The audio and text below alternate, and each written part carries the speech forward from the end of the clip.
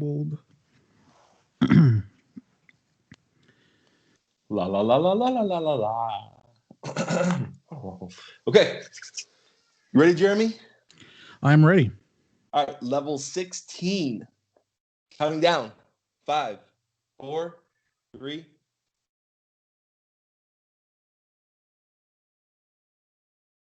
Hello and welcome to level 16 of the Thoughts and Players podcast, a brand new gaming podcast with bold takes and no strings attached.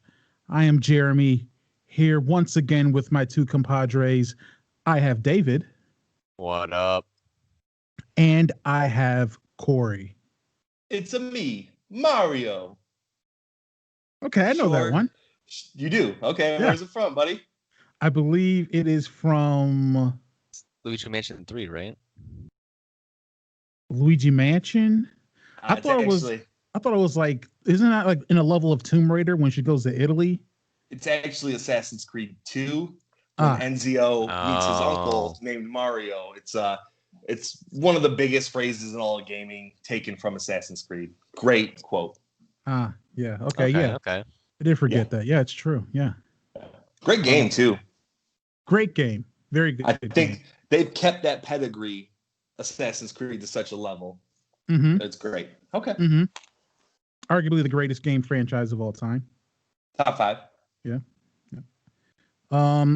Hey everyone, we are recording this on the evening of Thanksgiving. We hope that everyone has had a safe and well nourishing holiday. And of course, we want to thank all of you who are supporting the podcast. Continue to support the podcast. Any new listeners out there, we welcome you with open arms and bated breath to the Thoughts and Players podcast. So, all the intros and welcomes out the way, we're going to start jumping into this thing. And of course, we started off with the morning announcements. So, news item number 1. Details are emerging behind the Capcom hack. Now, Cory, you've been sleuthing into these details, figuring out stuff. So tell the people what's in the dirty details of this hack.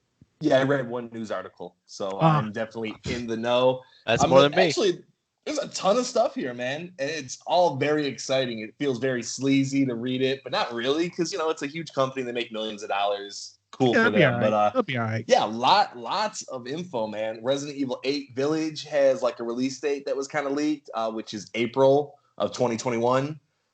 There's news of a Resident Evil 4 total remake coming out I think at the end of 2022 or at the end of 2021. Resident Evil 4 VR, a game called Resident Evil Outrage, Resident Evil Hank. There's sequels for Dragon's Dogma, Street Fighter, Mega Man, Animusha, is that what Animusha, New Work it's called. And Monster Hunter, just a lot of really great details on games that we probably wouldn't have heard about for a year or months. So it's cool to get this out.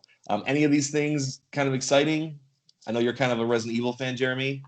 All that Resident Evil looks good. Yeah. No, I think that's the one that just talked is the Resident Evil one. I'm actually interested in the Animusha one. Because can you tell us what type of game that is? I really don't know that franchise at all. Yeah, it's some kind of story mode game, right? It's a ninja game. It's like a ninja dog. Is that the dog one? It's a ninja dog? No. Or is that Anaka? No, I don't even know. Never mind. Are you speaking English? Idea. I have no idea what David is saying right now. It is just never mind. It is a action game where you play samurai, right? And from what I remember of the last one I played, which was I think on the PlayStation 2, like it's been a minute with this game, and you're fighting these dark creatures, and you're trying to save the world from darkness, essentially, right? So, right. It's a really interesting game, really interesting concept. I think the story is interesting in the world and everything. And I haven't seen them make one in a while. I might be misremembering when they made the last one, but I do enjoy the last one that I played. I think it's the one where it's like a white background and the Amnesia guy is on the cover and it has his name and he's in red. Yeah, it's super gangster. Now, correct me if I'm wrong. It's a little bit of a horror game, right? Yeah. A little bit? Okay, because I think they just released like a remaster on Switch like a year ago. Okay. Maybe on PS4 as well. I don't know. The controls are kind of like that early era kind of wonkiness, but it'd be cool to see that back. David, what are you pumped about, man? Like the release date, these new games, what? RE4, all of it? Okay, so all the REs just sounds awesome. The problem is I would wait until end of 2021 for the whole remake and everything, and then what even is going to be the outrage, and why is it Hank, not Hunk? But either way, I'm probably going to get them all, so it don't even matter. So what is that Resident Evil Hank? I don't know. In the leak, it kind of said there was like a code name. So what, like, is like Hank have like any significant meaning? It could be an abbreviation, like HANK, but I don't know what that would stand for. All right, well, you got to figure that out by next episode. Hank, I believe it's haptic analysis neurokinesis. Possibly. Okay. Yeah. Yeah, cool stuff. I'm a little sad they didn't have a Beautiful Joe remake or new game announced. I'm really missing that game, but I'll live. Okay. Interesting stuff. We have news item number 2. Which I have here in my notes as PS4 dudes kind of pervy. I believe there was a survey done that found that 50.1% of data sent from PS4 consoles goes to Pornhub, which is just funny. That's a funny thing that no matter where, people gotta what is the adage? Rock their socks, knock their socks, whatever's happening. Should I crank one out real quick? There you go. I have a little theory. Now this news story came out like last week, a couple weeks ago or whatever. Mm-hmm. So I find it very suspicious that there's a Game of the Year goes to Tsushima. And Jeremy, you really haven't been playing it. So in my mind, it's like, what are you doing if you're not playing Ghost? And now I kind of have my answer here. It makes sense what you're doing. You're not playing Ghost. You get what? Not to mention, I won't throw just you under the bus. It's kind of funny that this stuff comes out a month after David borrows a PS4 to play Last of Us 2. Hey, I cranked that out. I haven't touched it. I'm about to say he cranked that out in 20 hours. What else did he crank out? Just saying. I'm not nonsense. I don't even have internet on it. Not only will we not entertain your slanderous insinuations, if I recall, out of all of us, there was one that has sent so much data from their PlayStation that PlayStation allowed them to get a PlayStation 5. Now I don't know which one of us that would be. Right, I can't recall right off the bat, but I do believe it was neither I or David. That's I think you're fair. right. Let's move on. I didn't get one. Oh, okay. I mean, look, you queue for DPS and Overwatch. That's a 10-minute wait. So what are you gonna do for 10 minutes? You know? I don't want to hear that.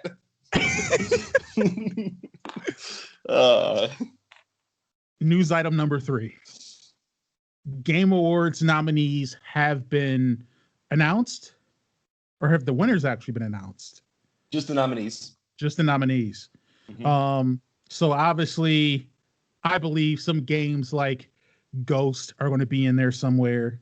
Obviously. There's probably some other. I mean, I don't know if games maybe like Hades, which has received a lot of good reception, released in time to make it. I don't know, but Cory, walk us through that. Yeah. Okay. So you nailed 2 of them, Jeremy. Hades and Ghost are both on there. And they did make it the cut. The cut is usually like the beginning of December. So any game that comes out in December isn't eligible, because they obviously already announced the nominees. But I'll go through them real quick. Animal Crossing New Horizons is on there. Doom Eternal, Final Fantasy VII Remake, Ghost of Tsushima, Hades, and The Last of Us Part 2. So those are the 6 nominees for Game of the Year. Now, they have a whole bunch of different categories. I think that's really the only one that we care about at this point. But a good list of 6 games. Do you guys have any early favorites for what you think's going to win or what you want to win? Last of Us. Definitely hope The Last of Us doesn't win. Okay, I see how it is. That's opposite whatever. between you two. Okay. Yeah, because you played one of these, David, and Jeremy, you played one. Or you played Doom Eternal, right? Haven't played it yet. Okay. For me, my personal game of the year is on there right now. I'm not going to say Animal what it Crossing? is. Yeah, Animal Crossing. That's my personal game of the year. Come on, we knew. I really like seeing Hades on here. Yeah. I think it's an excellent game. Great team. It's always cool to see a little indie on there, and it's just a fantastic game. If it's not my personal favorite, I hope it wins. It's a great game. And those are all giant games, all fantastic games. I haven't played Doom Eternal, but heard good things.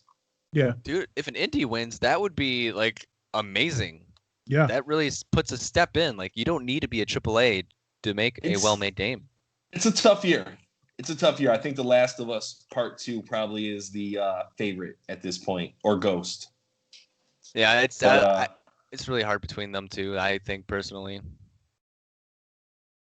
Yeah, I can't see The Last of Us not winning unless they decide that they want to pull an okie doke just because of expectations and give it to Ghost or something. But I mean, I think Ghost deserves it as well. Ghost is really hit for a lot of people. So Last of Us had a little bit of controversy. I think the people that played it really, really loved it. Like the reviewers, they all kind of loved it. But between like the general fans, it was a little more hit or miss for a lot of people.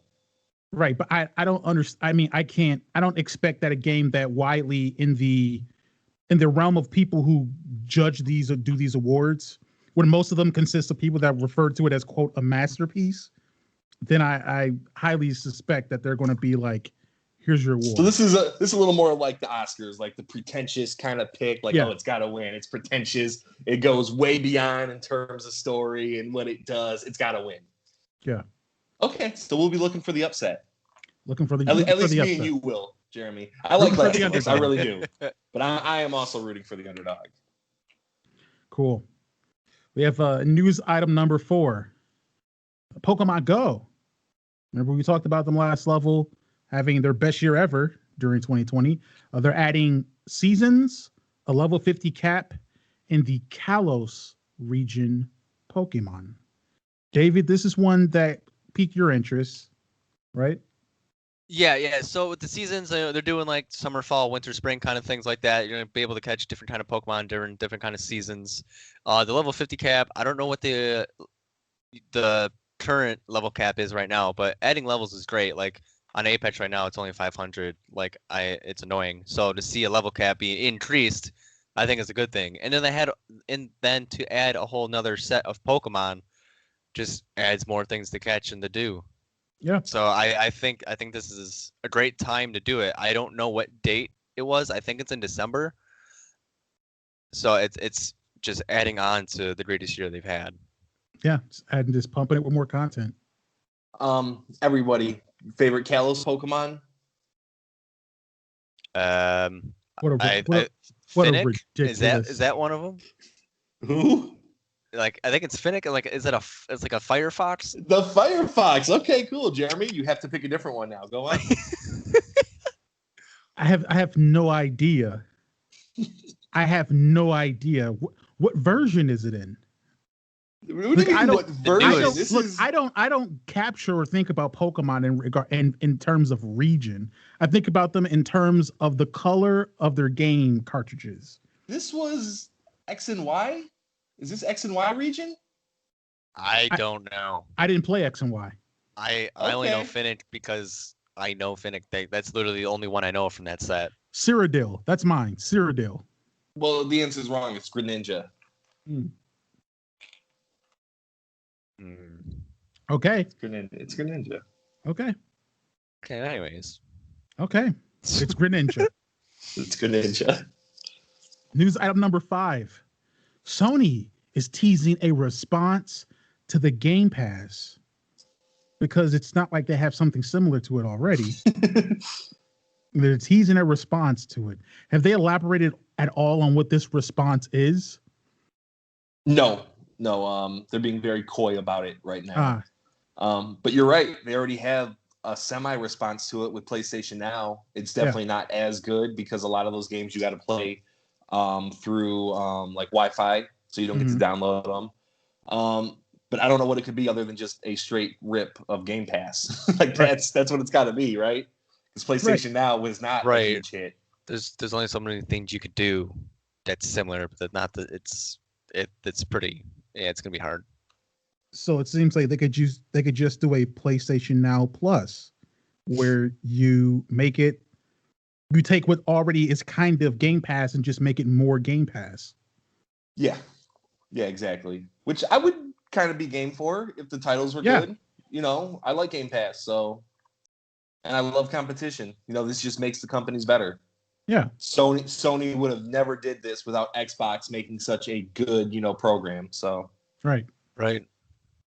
We'll see what they do. Hopefully it isn't stupid because it sounds like they might do something stupid. News item number 6. IO Interactive announces a new James Bond game. Now, IO Interactive are the minds behind the Hitman remake series. So the Hitman 1 and Hitman 2 that came out recently. And they're now working on a James Bond game.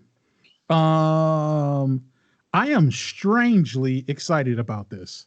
This is cool. I've always had a soft spot in my heart for James Bond games. Going back to GoldenEye, all the ones that came out for the Xbox, PlayStation 2. I've always even the movies, right? I've always had a soft spot for watching the movies. The past couple ones haven't been that good. It doesn't have the luster it used to have, but I think them working on a James Bond game could be really interesting. They could have a brand new take on some stuff and bring it back as far as a gaming franchise. Well, the last good James Bond game had to be a decade ago at least. There hasn't been a good one. It's GoldenEye. Yeah, nothing's been topped. Nothing tops it. There's no point. They should just remake GoldenEye and call it a day. I mean, they did remake GoldenEye. Well, do it again. Yeah. And it wasn't all that it was cracked up to be. Those N64 games just don't hold up as well as you would hope, David. It's all lies. I also slightly kind of think people overrate GoldenEye, but that's a discussion for a different day. That is a discussion for a different day. I like that. One last thing on this. I think the developer is probably perfect for a James Bond game. The Hitman, the new Hitman games 1 and 2 have been received very well. Hitman 3 looks amazing. The graphics are great. The mechanics are great. It's just a good it's almost already a spy game, Yeah. So to put a James Bond take on that, a little more action than Hitman has, it seems like it's going to be a really good developer for that franchise. Yeah, totally. Slam dunk right there, I think. News item number 7. Marvel Avengers loses big money for Square Enix.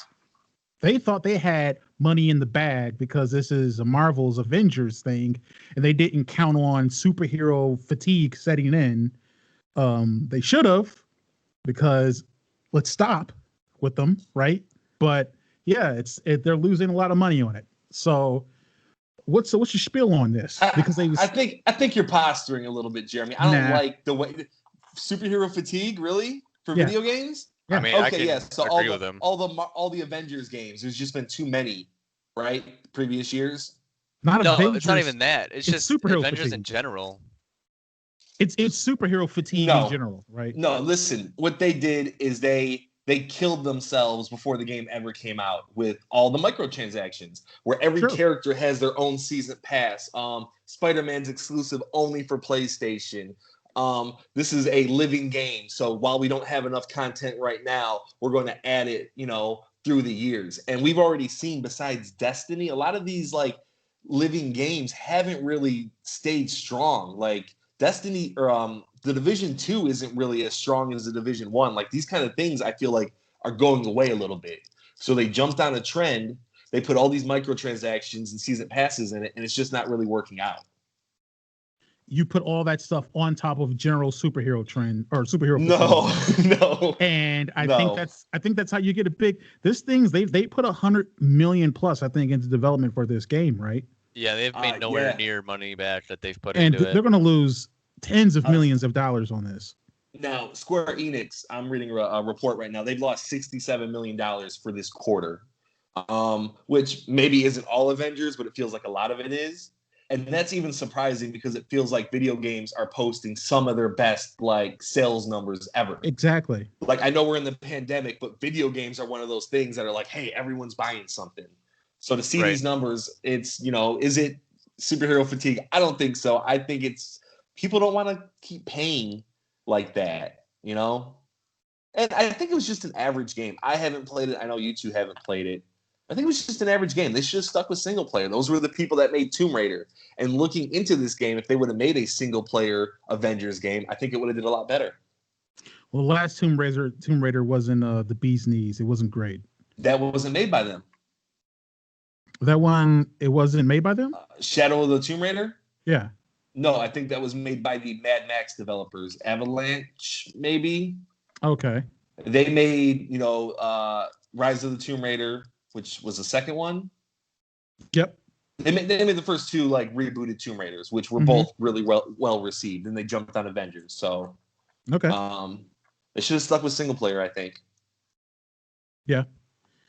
Yeah, because then they were able to get away with it with the other two Tomb Raiders because they did a good job. It's really cool when you're able to copy the game design of another good developer and just bring it over into yours. And everybody loves it. So everyone's like, oh, hey, Tomb Raider, Rise of Tomb Raider is great. Yeah, isn't this really just the same kind of game design and game philosophy behind Uncharted? Yeah, but it's Tomb Raider. Okay, great. Are you dogging Tomb Raider now? The recent, they're Uncharted, they're Uncharted ripoffs. Yes, I played them. Yes. They're amazing. They're good games. They're good games. The Uncharted games are also good. That's why they're good. Okay. All right. Where did Uncharted rip off? Let's see. It ripped off Tomb Raider. What do you mean? Tomb Raider's on PlayStation. It ripped off original Tomb Raider. Nah. No. Okay. If you want to say the dramatic narrative environment is a ripoff, then cool. But as far as the actual gameplay of it, no ripoff from Tomb Raider at all. I mean, when did Tomb Raider have a soft cover system? When did that happen before Uncharted? It ripped off the idea. Okay. See, okay. It ripped off the general idea of Tomb Raider. Okay, I'm sorry. Refined a lot of things. Okay, the general idea of then Tomb Raider ripped off Indiana Jones. We can keep doing this all day. Jeremy, how do you know that? According to you never even watched an Indiana Jones film. I don't want to hear that. I haven't watched an Indiana Jones. Yeah, I haven't watched an Indiana Jones game. Put a stamp on it. I upset my girlfriend very much because I told her I haven't seen an Indiana Jones game or an Indiana Jones movie. I'm sorry. Just watch them. They're excellent adventure movies. Man. I will. But you know what? Quick aside. Here's the thing. She got on me for not watching Indiana Jones movies, but she's never played a Grand Theft Auto game, and that's Jeremy. Let me stop you right there. We don't care about your relationship. Wow. Wow. Or GTA. Yeah, or GTA. Oh, wow. Double slam. I mean, it's fine. I wouldn't call it the greatest gangster game of all time, but that's just me. The last one I played was 3. By the way, we're done with the morning announcements, but he mentioned the fact that in my Mafia thing, I have Grand Theft Auto Vice City as the greatest gangster game of all time. Grand Theft Auto Vice City, as well as a bunch of games, are currently on sale because Steam is having their autumn sale right now. So for my PC gamers out there, if you want some games on the low, Steam is selling them. I think usually it's not that expensive. Vice City usually sells for $10 on Steam. I think it's like $3.50 right now. So let's go ahead and check it out. But that leads us from the morning announcements to the roundtable, where we talk about a single topic that really, intrigues us. Want to have a discussion about, because we have all these different perspectives we're bringing. And last level, we did worst game mechanics.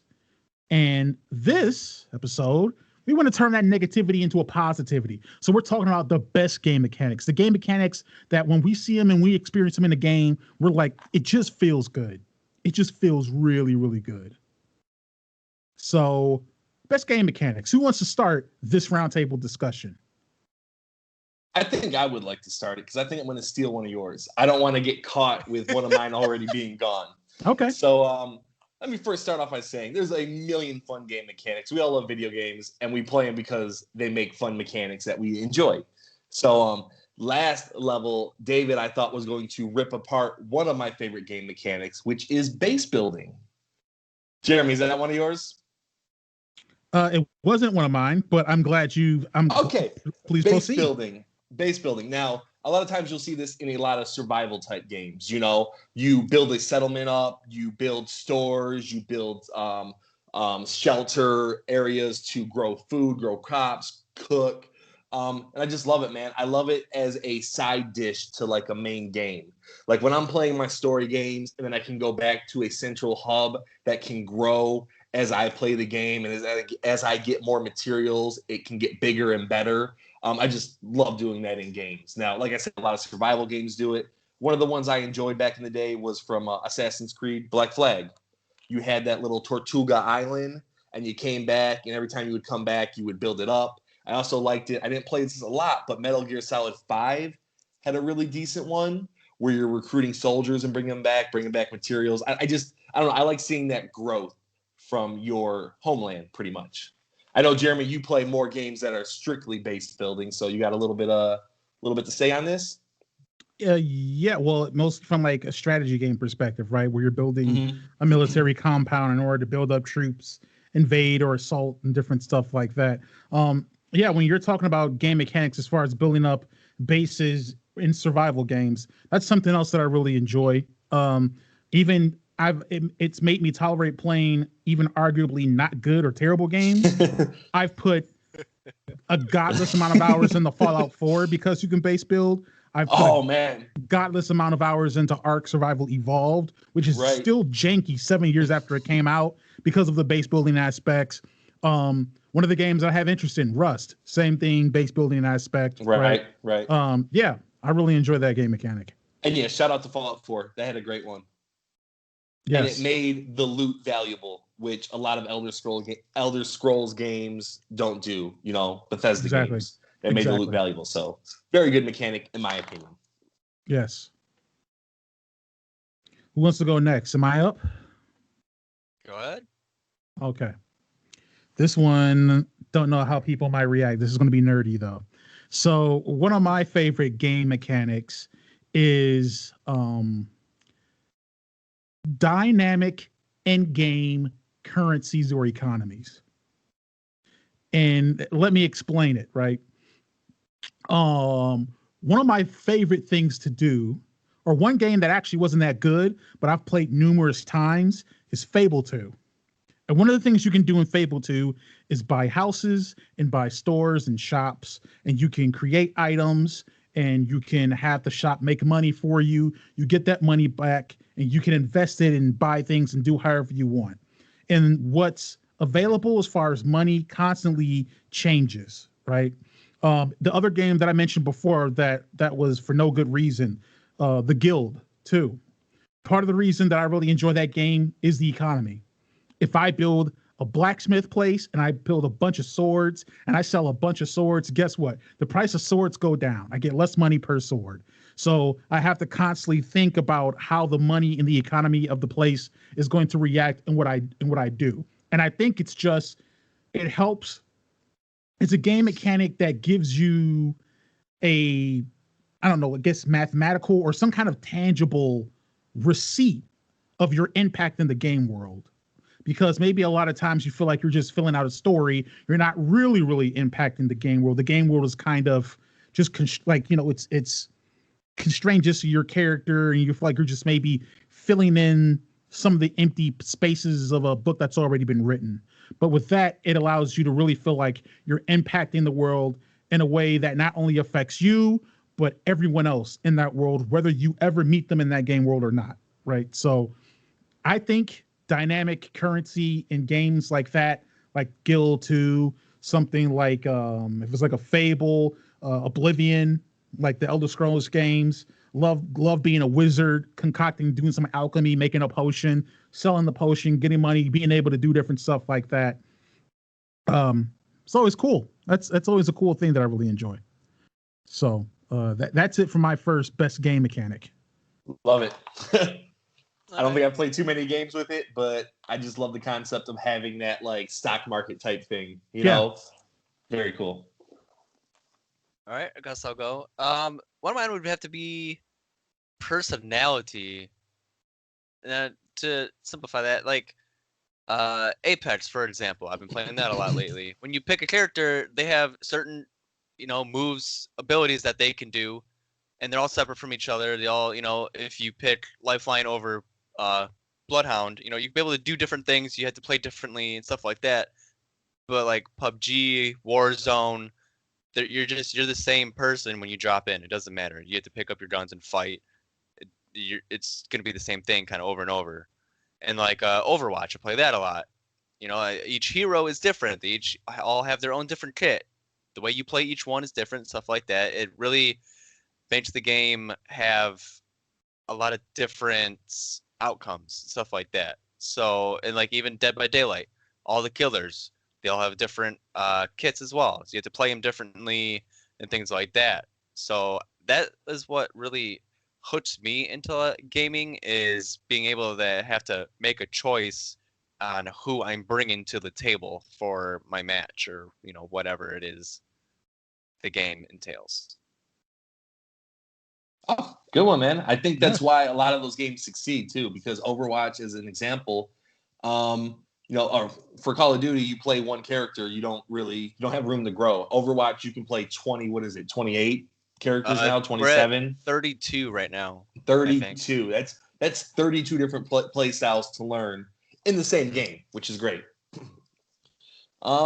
I got kind of a quick one, very basic and kind of known to everything. I like that you can level up in games. It hasn't always been a thing. For a long time, it was just strictly in RPGs where you gain experience points and you get to allocate those points into strength, magic, something like that. But a lot more recently, a ton of games have made level up systems. So a lot of these games are in, like, say, God of War 2018. That's not an RPG, but you do gain experience and you level up and you can allocate to what you want to increase. And I like the options that you get with all these different types of games now. And I think it's very underrated. Like I said, so many games have level up systems now. It's kind of like, you don't even think about it. But I just love it when you have that big bar that you can pick and choose where you want to go. Short, sweet, one of my favorite ones. I have, I'll go with one which I enjoy, which is more so specific to RPGs, I think, open world stuff, but especially RPGs. And that is, I really like permadeath in NPCs. I've always talked about one of my favorite moments in playing Elder Scrolls 3 Morrowind was that the Duke of Morrowind lives in, I forgot what city it is, but he's like on his throne. And for some stupid reason, I was like, oh, I want to kill the Duke. That'd be super cool. And so I went ahead and I killed the Duke. I killed the Duke of Morrowind. And so later on in my playthrough, I decided to join, I forgot if it was the House of Redoran or the House of Hlaalu, one of these political houses you can join. And in one of the missions, you eventually are allowed to build a fort, your own fort, that you become the captain and commandeer of and all that stuff. But in order to start building that fort, you have to get approval from who? The Duke of Morrowind. The Duke. Oh, no. And so because I killed the Duke, I couldn't complete that mission thread. That's cool. That is cool. Because the game gave me a consequence for my actions. Right. And so I think if you were to do that in current Elder Scrolls games, you couldn't kill the Duke. They would just make it so that he's down for a little bit and then he auto regenerates his health. Right. Which is annoying. Let me make my mistakes. If I'm going to be a discriminate a-hole and just kill people, then let me suffer the consequences of that in the game. So that's another one of mine.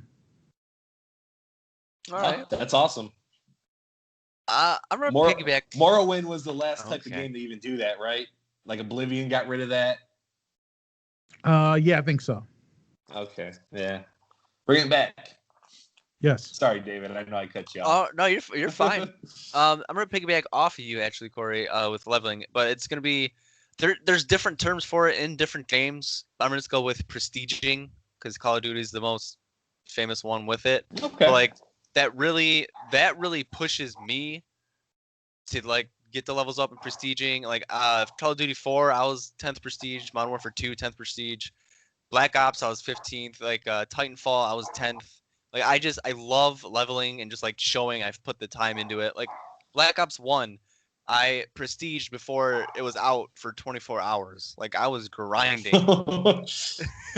Yeah, I went major nerd there. But I don't know, just to have that, higher simple and, just be like, I have more no life than you do, haha. I don't know. It just this prestiging this feels really good to me. Like even like Overwatch, they have the different colored borders. It's not prestiging, but it's I think that really gets a lot of people hooked onto many games. That's good, man. You were just talking about the level cap for Apex, right? You said like 500. And like when you kind of reach the top and you're at 500, it's like, all right, what do I do? I have really nothing to kind of go on for. But yeah, prestiging, it starts all over. You can get that grind back. Right. All right. So my next one, I think it's mostly kind of a newer concept. And it's actually the lack of a mechanic that I enjoy. I like that a lot of games are doing no more game overs. So I don't know if you guys have both kind of noticed that in a lot of games recently, but for example, like Crash 4, which I've just been playing, you don't get game overs in that. The original 3 crashes, you would have like 4 lives per level. You gain lives, and once you die, you start at the back of the level, lose your checkpoints and stuff. But no, Crash 4 doesn't do that. It just counts up how many deaths you have. So you can continue playing the level, and it's always very quick and snappy when you die. They bring you right back to the checkpoint, and you don't have that game over, because really, what is a game over? It's a punishment, but it's just a time waster. It's keeping you from enjoying the game, which right. you don't want to do. You don't want to punish a player like that. So to get rid of the game over is awesome in my opinion. Crash 4 does it. Celeste is the same way. It just counts your deaths up. Mario Odyssey was like that. You lose like 10 coins when you die, but the Mario games are famous. Well, not famous for it, but Mario 1, you have 3 lives to go through the entire game. Mario Odyssey got rid of that. Enjoy your game. We're not going to set you back because you failed. And dying is a good enough punishment. You messed up. You don't need the game over. So I enjoy that it doesn't set you back so far anymore. Yeah, like I played The Last of Us on the grounded mode. I died over 200 times before I beat the game. I don't think I even would have even tried if it was game over and had to start. Oh, right. Like, hey, you have 5 Ellie lives. Get that. No, yeah. No, thank you. I didn't really think about that. That's a good one. Oh, thank you. Thank you. It is. The one that I have that I really like is a game mechanic is weapon customization, the ability to tear down and build up weapons. The game that really comes to mind, there's 2 games really that come to mind specifically for me in regards to this. One of them being The Division, how you could strip everything from a weapon and rebuild it with the exact buffs or improvements that you wanted a weapon to have, even looks and everything like that, the way it sounds, the way it feels, from the vibration or from the haptic recoil from a controller, is great. The other game that I think kind of really took it and makes it part of the culture around the game is Borderlands, right? Borderlands has, what is it, millions, if not billions of gun combinations they claim, being able to customize the tool you use of which to impact the world, whether it's going around and just shooting aliens or rioters or whatever the other gangs in Division are called, It's just another cool, interesting thing. It's something else that makes you feel you have ownership in a game, and you're not just a cookie cutter protagonist with a cookie cutter pistol, a cookie cutter machine gun, or something like that. It allows you to cater it to the way you play, and also make it feel like this is, this is my. I forgot what the thing is from the movie. This is my rifle or my gun. There are many like it, but this one is mine, right? Like, I think that's something that's a really cool mechanic that's been incorporated in games like that. I agree. Like, I know it's not the same, but like Apex, you could find different attachments and stuff like that to help with the gun. Mm-hmm. And it definitely helps. You were talking about a game better. When I mentioned base building. Fallout 4 does the same thing. Mm-hmm. Awesome part of the game, breaking them down, adding different like customization to it. Just awesome. Yep. I guess my last one would be simplicity. Maybe it might not be the right word, but like, if you guys and audience, everyone's probably noticed the games I play are just like map games. I don't like the open world. I don't like leveling up. Like, oh, if I get this item and I can trade for this, whatever. Like, I like being put on a map. I like having to know what I have to do, and that's that's it. Like, there's already so many things to think about and how to do this, how to do that, where to go. Call outs with teammates. I don't want to think about what armor and what shops and what cities, and it's too much for me. So to just have nice, simple kind of games, I like it. So he just disregarded all of our lists, Jeremy. Yes, pretty much. Like, hey, I'm gonna let you guys finish, but I hate everything you like. Well, I don't hate it. That's exactly it's too much. what he just said. The best game design, the best game mechanic design is all the things you like not being there. Okay. Yes. Get rid of all this stuff. Right. All right, man. Cool. Anyone? Jeremy, you have any more? Sure, I'll be a little bit facetious, I guess, with my last one. My last one of the best game mechanics is the skip credits function. Because when I get done playing the game, I don't want to sit through 10, 15, 20 minutes of credits. Look, everyone that worked on a game deserves to be credited, deserves to have their due, right? Whether the game is good or bad. Newsflash, most games aren't really that good. Right. So when you get done playing a game, whether it's good or bad, if you want to sit there and watch the credits, that's cool. But besides that, I want to skip credits, because you want to know what I do when the credits come on the movies? I push the stop button, or I push the back button, or I walk out the for theater. The Marvel movies. No. You wait for an end credit scene. Yeah, but even during the Marvel movies, you sit there, you pull your phone out, you converse with your friends until it pops up. Like, I understand what you mean, because like most people, like, they're not sitting there reading every single name, what they've done, what they do. Like, if you're really interested in something, like, what, Iron Man, this movie was amazing, I really like the visual effects, I'm gonna go to Google and see who did that and see what other work they've done. Like, you're gonna be into it and look it up. Just watching a list of people, there's not many people that are interested in that. I mean, it's just slow and gaudy. Like if I want to look up who did something in Iron Man, what I do is I Google IMDb Iron Man visual effects. That's what I do. I don't say, oh, well, let me sit and wait. Now, Cory, you're mentioning the Marvel movies that sometimes have those credit scenes, but I mean, they don't make up most of cinema, right? So most of cinema doesn't have that. I think if there are some games that do that thing kind of, but most don't. They're just a bunch of credits. So the fact that I now have push Y or push X to skip credits, and it takes you back to the title screen, fantastic. I beat your game. Your game was good, or your game was okay. I beat it. Get me out of here. Let me go back to the title screen so I can pop in another game and start playing it. Well, I agree. I do agree with you, Jeremy. Like, but I am like deathly scared of missing one of those cutscenes. Like, even in a game, because a lot of, not every game does it, but some games do. They put little stingers on there. So, like, if I skip this, will it skip the cutscene? I just don't know at the time. So I do get scared. I wish there was a, hey, skip this to the cutscene button.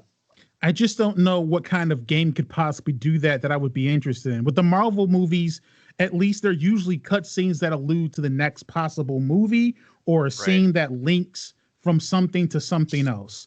When I get done, for instance, when I get done with playing Vanquished by Platinum Games for 360, and there's an end credit scene, what's the credit scene for? I beat the game. Was there? Vanquish is done. I can't remember. I feel like there was, but I can't remember. But that I was just one played a game. I That just was played a one you game couldn't recently that skip. had one. Oh yeah, I did, yeah. which one? Miles Morales had a mid-credit stinger and an end credit scene, both very relevant to the game, in my opinion. So yeah, I agree with you. There should be skip credits. That's a great feature. I'm scared to do it. What kind of game is that?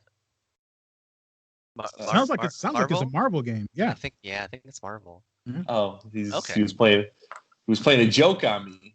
Mm-hmm. I thought he had really never heard of it. I was about ready to get into my 20-minute spiel, but you were just making fun of me.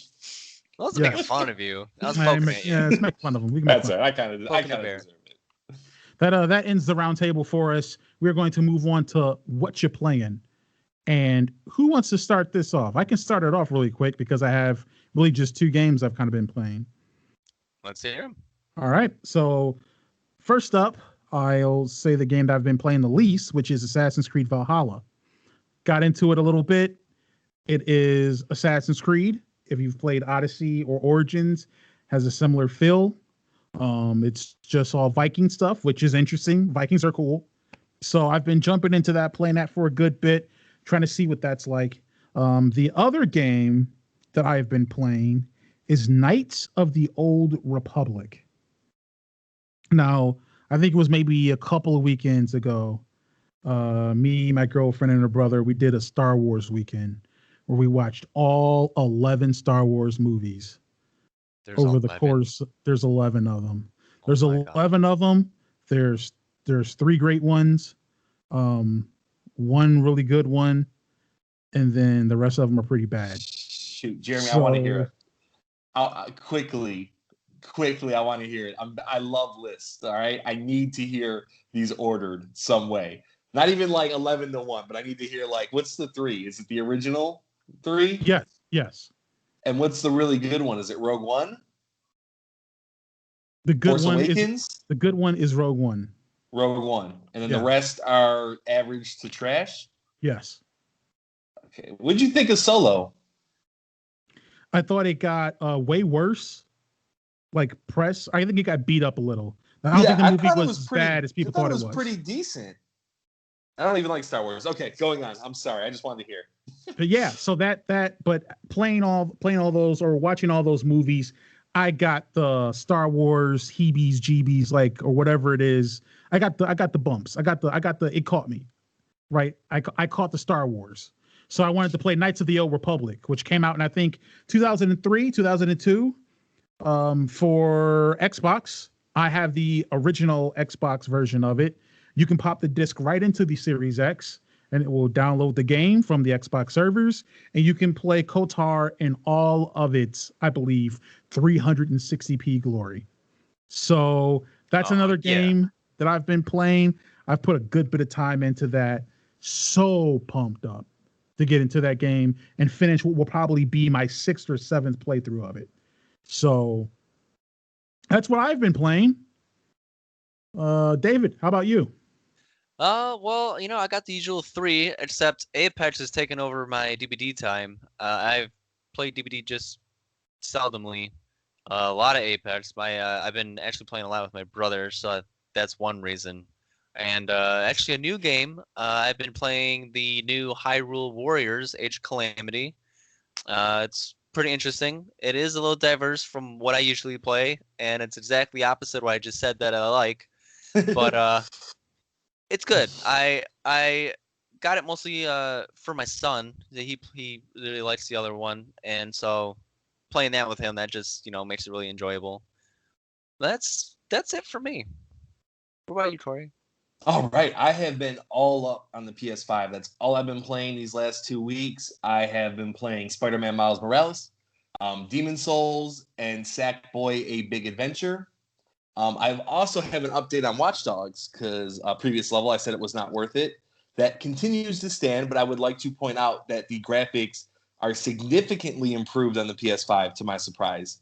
They do ray tracing and everything looks a lot cleaner. The load times go from about 2 minutes to get in to now about 15 seconds. It doesn't change. Yeah, it's incredible. Now it doesn't change a lot of my big problems with like the mission structure and lack of like a main character. I played it for a couple hours. I'm still done with it. But Right. I want to say, if this is your type of game, it is improved on the PS5. Yeah, and as for the other 3 games, Spider-Man Miles Morales, it's just a great extension of the original Spider-Man game. So you kind of know what you're getting into with that. Miles is a great protagonist. I enjoyed that game. Demon Souls, for anyone that plays a Souls game, this is the start of those series. Looks amazing. Like probably the best console game I've personally seen. Plays very well. It plays, like an original Demon Souls game, but it still holds up, I would say. Environments look good. Game's hard as heck. And then I've been playing Sackboy: A Big Adventure with my wife. Really fun platformer. It kind of harkens back to like Mario 3D World on the Wii U, and which is releasing on the Switch soon. And kind of like Rayman Legends and Origins, just a really fun co-op game. Every level kind of introduces a new idea. Platforming's not too hard, but it's satisfying. You feel good after beating a level. Lots of secrets to unlock. But yeah, just playing the PS5. I'm loving it. Yeah, that's what I was playing. Nice. Now, is the city, I guess, in Miles Morales? Did they like bring in the entire city, or is it just as big? It's the entire city. It's Oh, okay. Yeah, it's New York, the same exact one that it was in the original Spider-Man game. But it's wintertime. It's Christmas. Game takes place during Christmas time. So, Nice. and Jeremy, if you are interested, I think you would like this personally a lot better than the original Spider-Man game. It gets rid of a lot of the fluff. There's no stealth sections. There's no hacking sections. It's a very condensed game. About I played it. It took me 13 hours. I did all the side quests, did everything in the game. But yeah, it's a very story-driven game that takes you from point to point with some decent side quests. Yeah, I've heard it's definitely when it's hitting that between 10 to 15 hours, that's kind of a sweet spot for me. So yeah, probably. Yeah. I don't know how it looks on the PS4, but maybe give it a try. I'll just wait a couple of years, grab it from the PlayStation 5 when they're available. They're available. Yeah. Okay, that's fair. All right, but awesome. So that ends what you're playing. Guys, we're going to take a quick break as always, and we will be back on the other side with Was It Worth It?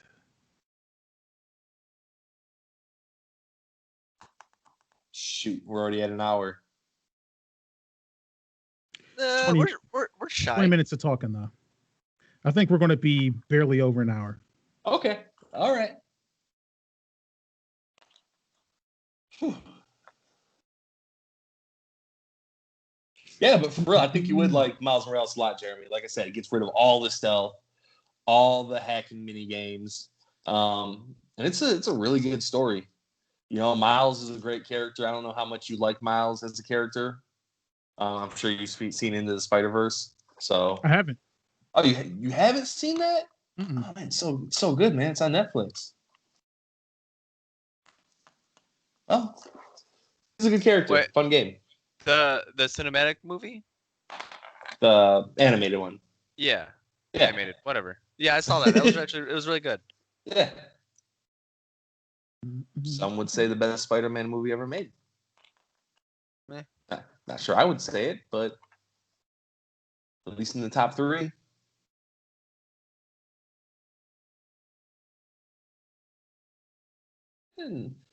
I don't know. There's three of them with Tobey Maguire. So number 3 blows. Those are all top 3.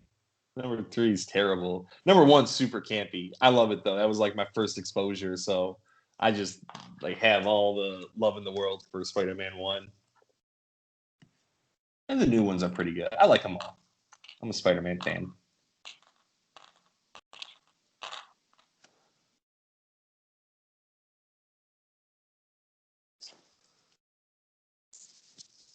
Oh my god.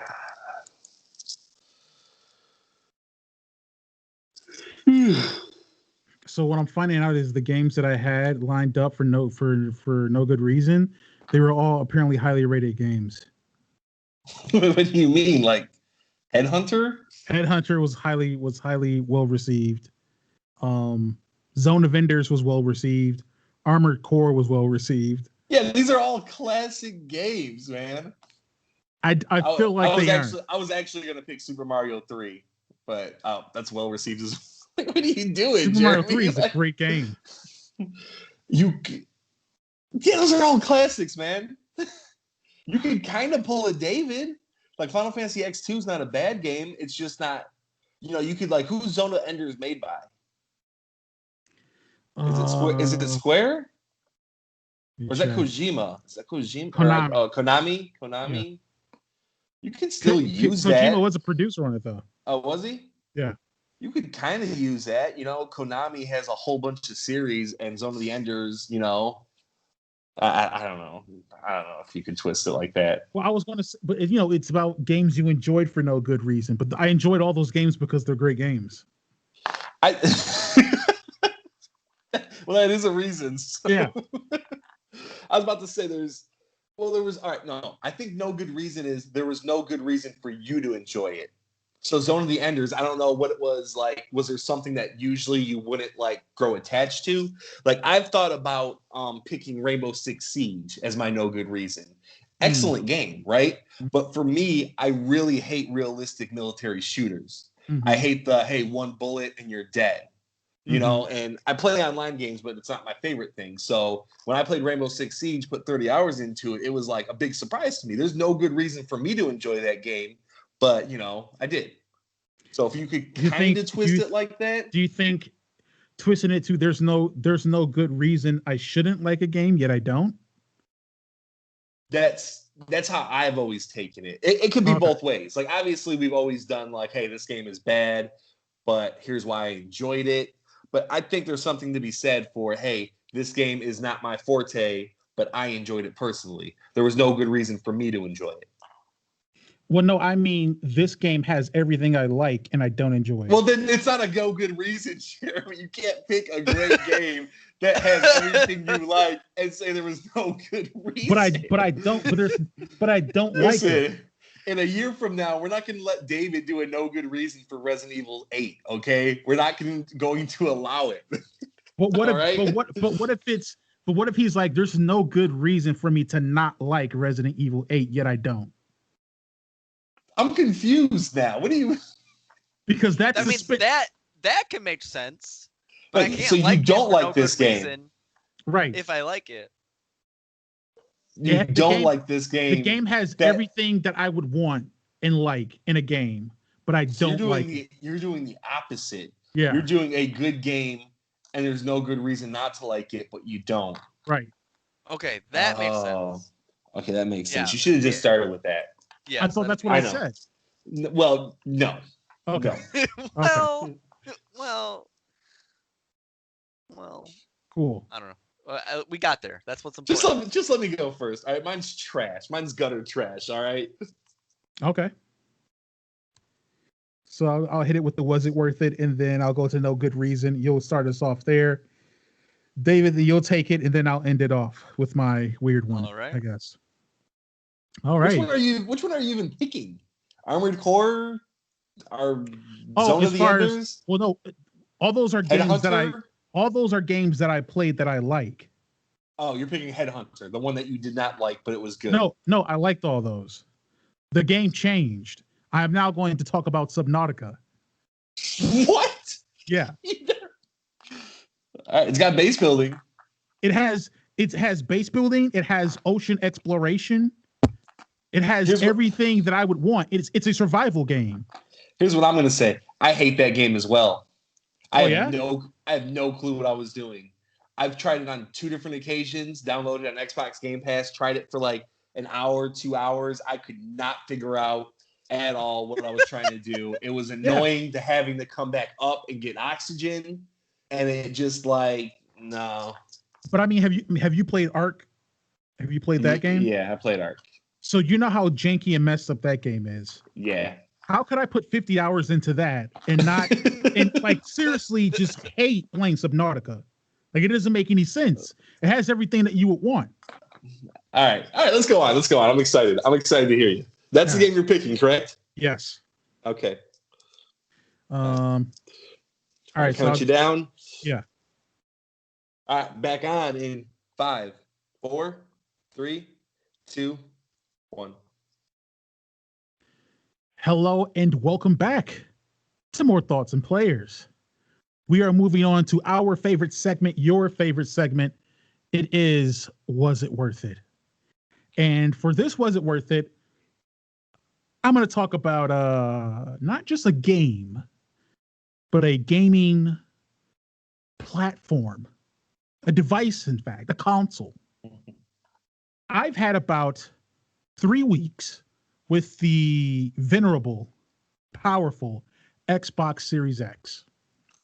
So I want to give you guys a very brief, was it worth it? Now, if you guys are really interested in our takes on these next gen consoles, be sure to listen out for our next bonus level where me or Cory and myself, let me speak correctly here, will go into depth a bit more, reviewing and talking about both the Xbox Series X and the PlayStation 5. Before this, I wanted to do a brief was it worth it on the Xbox Series X. Now, the Xbox Series X came out on November 10th, 2020 at the price of $499 US. So let's talk about some of the good things about the console. It's powerful. You got those 12 teraflops of graphical fidelity or power, or whatever they want to call it. You've got the 1 terabyte SSD proprietary media storage, right? It's a cube, and a bunch of other things about it. It also obviously has some other cool things as far as the instant on, the smart delivery, different stuff like that. Now, I mentioned the 2 games that I had been playing on it. And if you think about those, you hear those 2 games, you may say, okay, well, it's stupid for you to talk about this because one of the games you played on it came out in 2003. But you know what? I was able to play. That's not actually the only game I played on it. The other game that I played a little bit on it was Madden, but I'm really, really ashamed to say that I've been playing that game. So what I have is I have a Assassin's Creed Valhalla, a next-gen gaming experience. I have Madden, which was an arguably current, past gen gaming experience, and then Knights of the Old Republic, which was a long ago gaming experience. So I'm testing the Xbox in all 3 phases: backwards compatibility and forward technology, I guess. So let's talk about load times. As far as load times, it loads crazy fast, super fast. I think when I was firing up, if you guys aren't familiar with Knights of the Old Republic, it can take some while to load into some maps, to load into different scenes. It's an old game, yes. I think I was loading in maybe 5 seconds to some things, maybe 5 seconds, or 5 or less. The same with Madden. I was playing Madden 20 on it, so it's not too old. And it was the same thing. Most of the time, the menu takes about 50 seconds to a minute, before you can push the A button to enter into the screen. With it, maybe 7-8 seconds. So you're getting to the game faster, definitely, on this platform. But that's also true of the PlayStation 5. And that's been true of PCs. So, you get next to the whole, I guess, what about Assassin's Creed, that next-gen experience? Well, you're still loading into games way quicker. I think it took something like, 15, 20 seconds to load in some areas, right? When you're starting it up, which is just super quick. Assassin's Creed plays at a pretty consistent 4K 60 frames, which is great. Guys, playing Assassin's Creed at 60 frames is awesome. It's a great experience that way. Playing almost any game at 60 frames is a great experience that way. Couldn't do that before with the Xbox One or PlayStation 4, right? Because it just didn't have the power. You could have did that with the PC. Hopefully you're picking up a theme here. So what's really emerged in regards to the cost valuation of it is what the experience it delivers in contrast and comparison to what else is out there. And its competition is the PlayStation 5, and its competition is the PC. So when you think about it, if I'm looking at it from, okay, your first competition is the PlayStation 5. Cory, when you were talking about what you were playing, you know what you were playing? You were playing a bunch of PlayStation 5 games. Right. That's what you were playing. Mm-hmm. So I can tell you that I have Assassin's Creed Valhalla, which is an Xbox Series X optimized game, but I don't have an Xbox Series X game. Right? I bought Borderlands 3, which will get some next gen upgrades, but they're next gen upgrades. It's not an Xbox next gen game. So there's really no front running game of which you can experience it with. It was supposed to be Halo, and everyone thought the graphics were terrible, and now it's not going to be Halo, which is fine. Give them time to make the best game they can possibly make, but that leaves us in limbo with a lot of things. There's no next gen Xbox gaming experience, really. So unless you're talking about some of these games that have optimization that were developed for both current gen and next gen, I think it's a little bit different. So when you compare it to the PlayStation 5, right? The PlayStation 5, you're getting Demon's Souls, you're getting Miles Morales, you're getting these next gen PlayStation experiences. You compare it to something like the PC, it's basically not really fair. Because when you're talking about load times, I talked about load times, this, that, and this. I could get those same load times or similar load times on my computer that I built about 5 years ago. Just because of the difference in storage technology, right? The architecture, solid state drives, SSDs versus mechanical hardware stuff. This is all hardware rather than just the platform or the company itself making these things happen. Now, they have their proprietary media that's supposed to be super fast, and it is fast.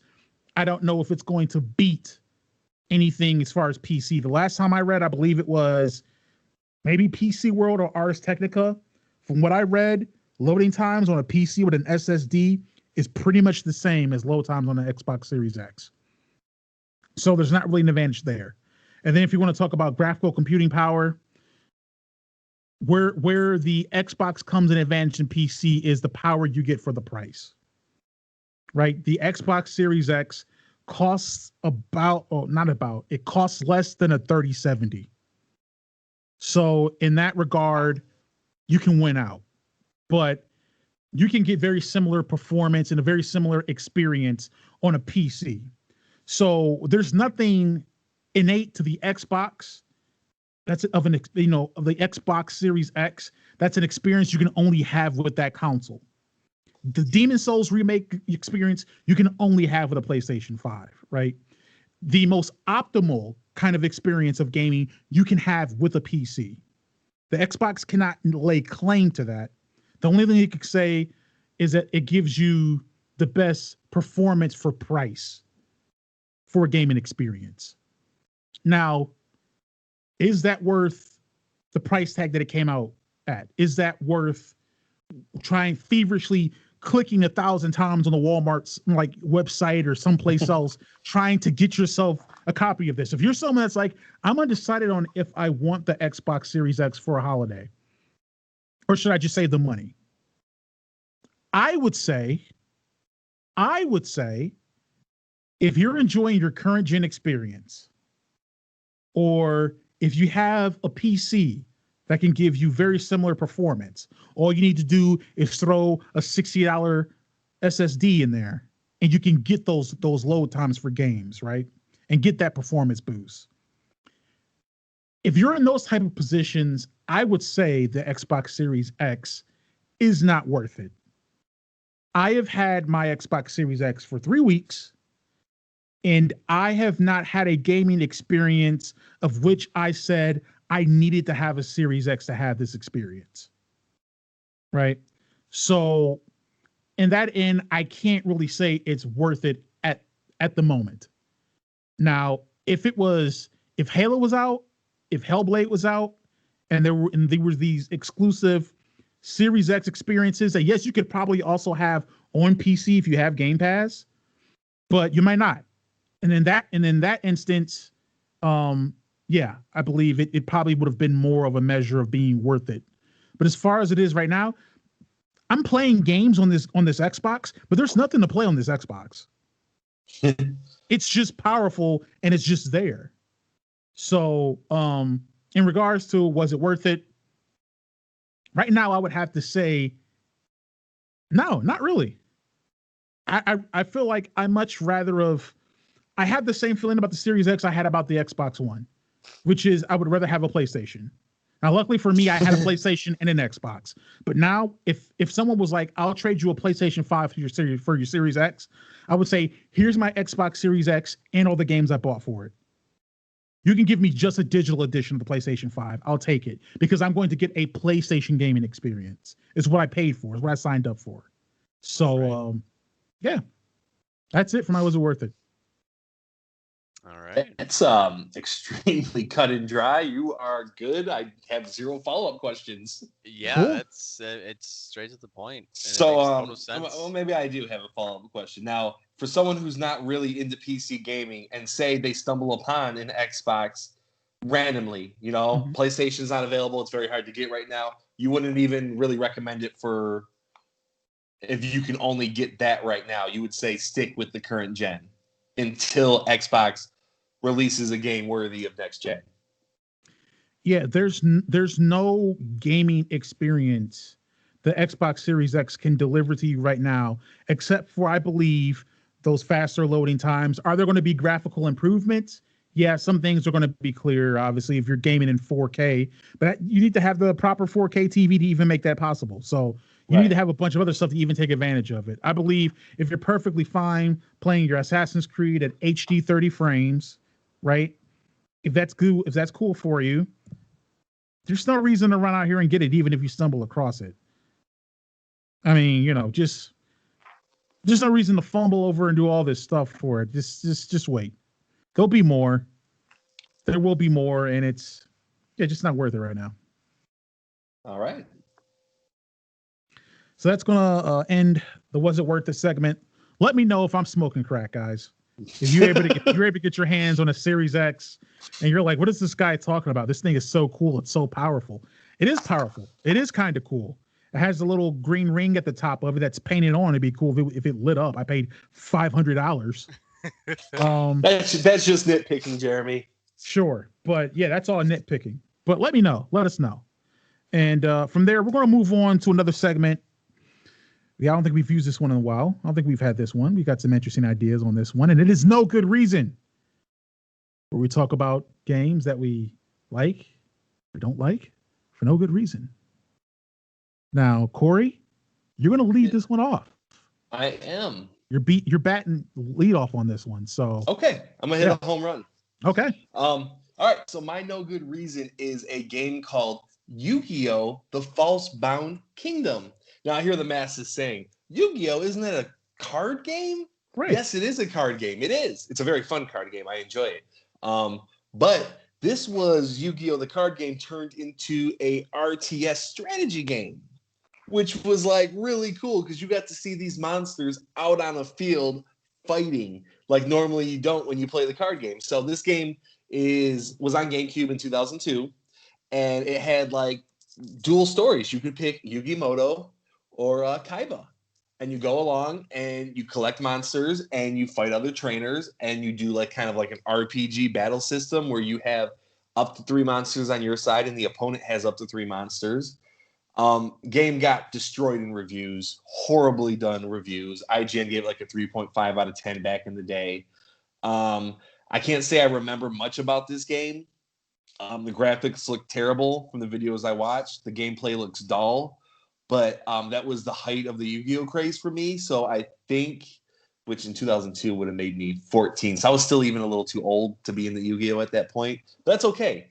I was just excited to get a game where the monsters came out and you could control them and fight, just like they did in the show. It was awesome. And That's all I really got to say. I don't think it was a good game at all. I wouldn't recommend you go back and try to search it out. Just it's just a little thing in my memory that I remember, and it brings me warm fuzzies. So yeah, that's all I got to say about that. Okay. All right. Okay, David, I think you're next up in the lineup here. Yes. Mine's gonna be quite of a hot take. Final Fantasies, right? It's a great series. You know, a lot of enjoyment for a lot of people. A lot of people love 7 and the remake, and like 8 and 9. But my favorite, for no good reason, is my favorite is Final Fantasy X2. Now, I've gotten a lot of crap for that over the years because, like I said before, 7. Like, a lot of people love 7. Like, how do you not like 7? I don't know. It just doesn't interest me. But, like, I played Final Fantasy X, and that one was really good. That's what made me play X2. But just the sphere grid system and them, like, changing between the mages and stuff like that, and the story, it just, no good reason. X2 tickles my fancy, while besides 10, the others just don't. I even tried 13, the one with lightning. Nothing. I don't know. That's my no good reason. What do you got, Jeremy? My no good reason, I'm going to change it up a little bit. So I'm going to tell you guys about a game that I don't like for no good reason. This game has ideally everything that I really enjoy in a game. We were talking about game mechanics earlier. And like Cory was saying, one of his is the base building, the survival elements, right? This game has that. And it's a really good looking game. It's a really interesting idea.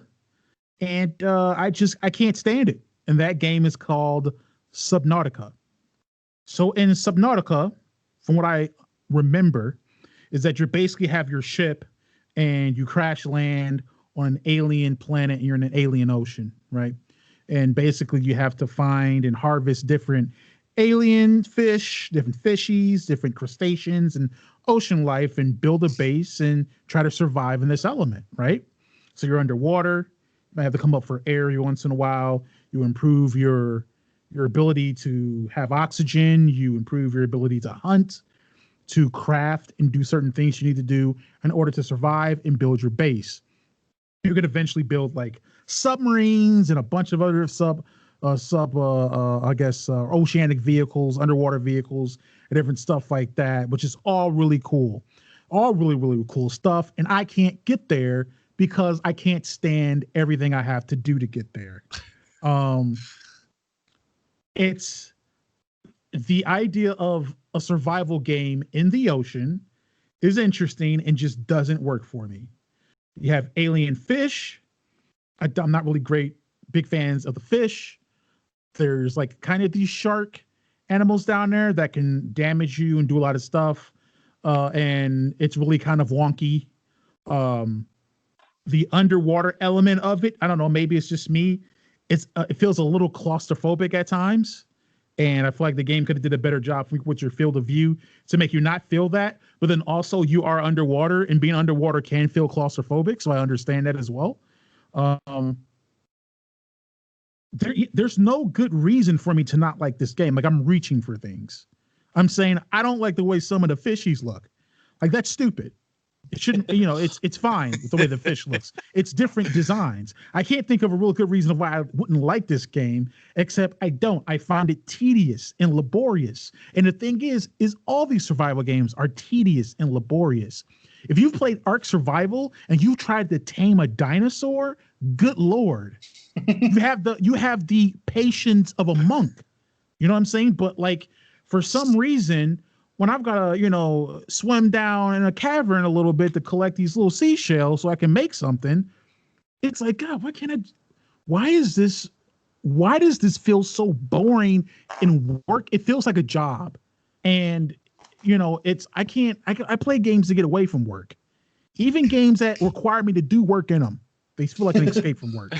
And this one feels like an escape from work to do more work in a game, in the hopes that I'll eventually get to the fun game part, which is creating my base and getting my underwater vehicles and being able to travel around and do a bunch of other interesting stuff, right? So yeah, that's my game for no good reason. Subnautica, I don't like it. May I offer maybe a reason why you don't? Yeah. You hate ocean and you hate things that are in the ocean. You're ocean racist. I'm throwing it out there. Oceanist. Yeah, it's ridiculous, and I'm sick of hearing about it, man. The ocean deserves your respect. So this sounds like because where did the dolphin touch you, Jeremy? Right. When you were younger. Hey, you want to know a good thing? From my recollection, Subnautica doesn't have dolphins. Oh, okay. So it's definitely not that. You would kill them anyways. You'd probably have to because they have some type of oil or element in them, and that's how you can make a flashlight. And it's like something weird like that. Name one ocean game you like, Jeremy. Name one ocean game. You haven't even played BioShock, one of the greatest games ever made. I haven't played BioShock. So we're talking about Final Fantasy X has a lot to do with the ocean. Have you played that? No. He just hates the ocean. What'd you call it, David? Oceanist? Oceanist. Yeah, he's ocean racist. Hold on now. I can't believe it. I am someone that very much enjoyed swimming the oceans with Lapras in Pokemon. Okay, so that can't make me an oceanist or whatever this made up is that you guys have come up with. Listen, the ocean is kind of a big term for what you did in Pokemon. Okay, I would call those streams or lakes. Okay. All right. You don't like salt water. Salt water is perfectly fine. No, great stuff. It's yet to be seen. Find a game that you like with an ocean in it. I believe you. Okay. Until then, you're an ocean racist. Okay. Okay. I'll come back with a segment on our next level, top 5 ocean games, and we'll go through them. Sounds good to me. Yeah. Can't wait. So that ends no good reason for us, guys. Let us know again what games you like or don't like for no good reason. Or what you think about our choices. So we're going to move on to the Indie Spotlight. We spotlight an independent game developer because they made some dope stuff and we want to shout them out for it. Now, David, you got something for this one. So what is it? All right. So what I didn't mention earlier in my what you playing, because I forgot to write it down, but I have been, is Phasmophobia. It is made by Kinetic Games. It is a ghost hunting game. So the premises of it is you have to find a ghost in, a house or the barn, at school, whatever map you go to. And you have a bunch of items you can use. You can use a temperature, thermometer, whatever. Yeah, thermometer. That's what it's called.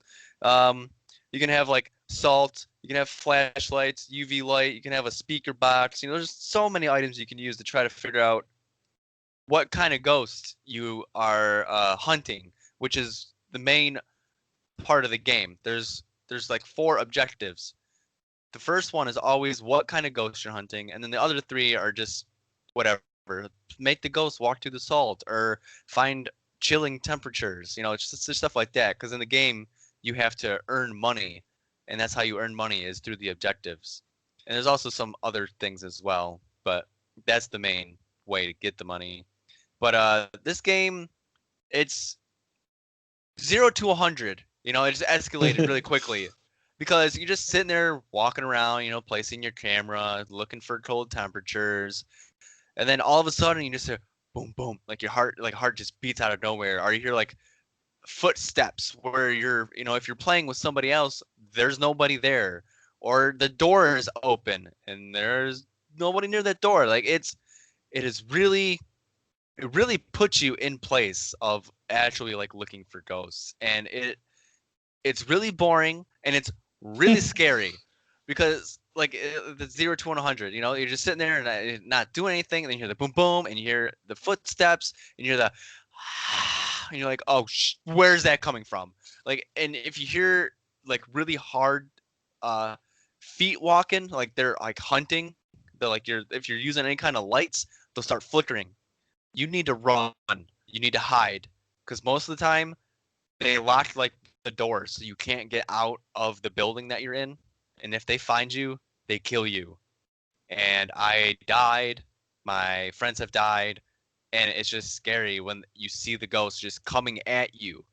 And there's a VR version of this game. I respect anybody that even tries to play VR. There's no way. But I mean, it's a great game. I think it was $15 when I bought it. It can go up to 4 players, or you can play solo.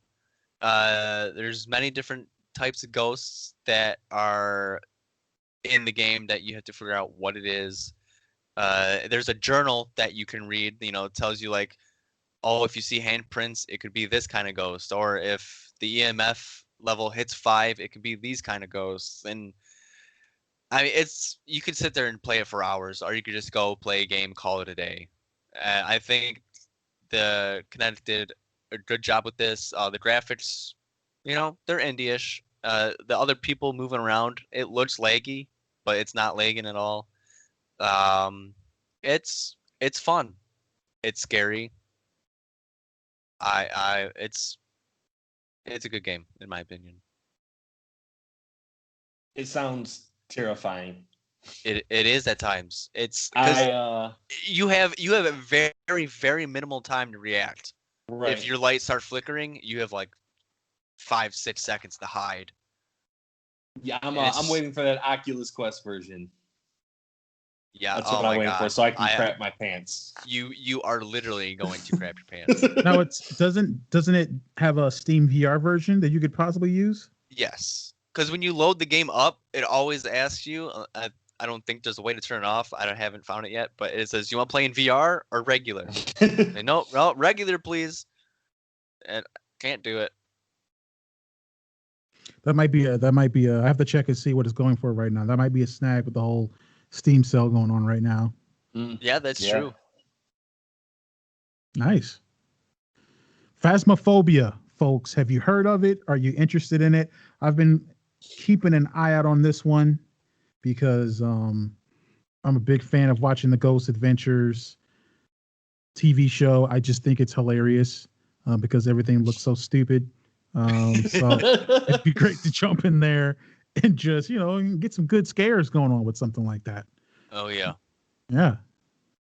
That's it for Indie Spotlight. And that takes us to final thoughts. We give one last thought or point you want to make about anything related or not related to this level/episode. Who would like to start off with their final thoughts? I'll go real quick. All right. So you mentioned earlier we are recording on Thanksgiving night. So I just want to do a little bit of a thankful thing. Real quickly, I'm thankful for everyone that listens to all our stuff. Really appreciate it. It's awesome to see that we have people that listen and enjoy our content. Thankful for you two. Thankful for my family, my wife, my kid, my mom, blah, blah, blah, blah, blah. All those people I'm thankful for. This is a gaming podcast. I want to talk about something I'm very thankful for in terms of the gaming world. Now, it's a little bit underrated, I believe, but I am extremely thankful for the wireless controller. Back in the day, Atari made one. That was the first wireless controller. I think it became a big thing with the Wavebird for the GameCube.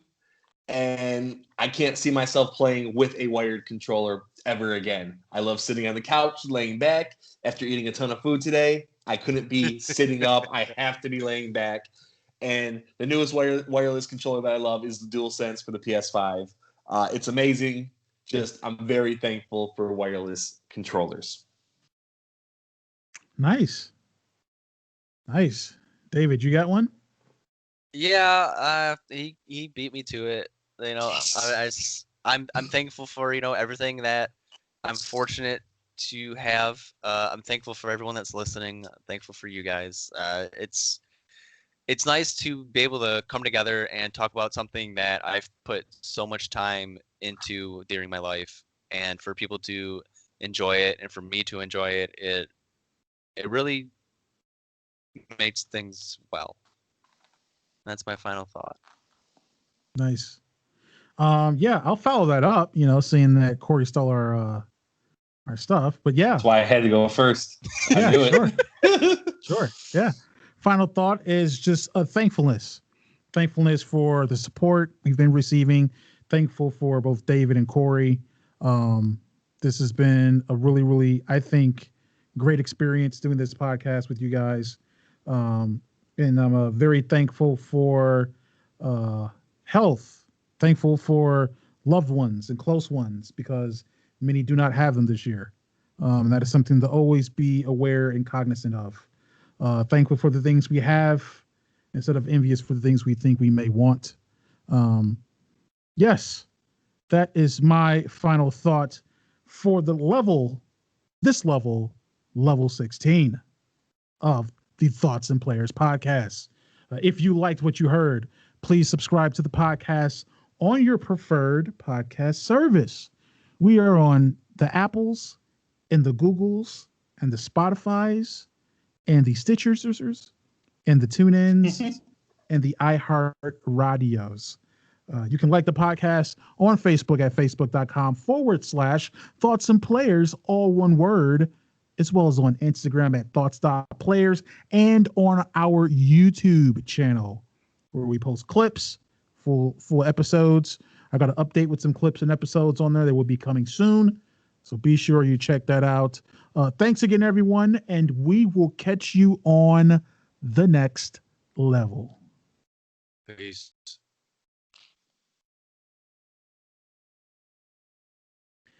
And that is level 16, gentlemen. Good level, guys. And That was an hour and a half.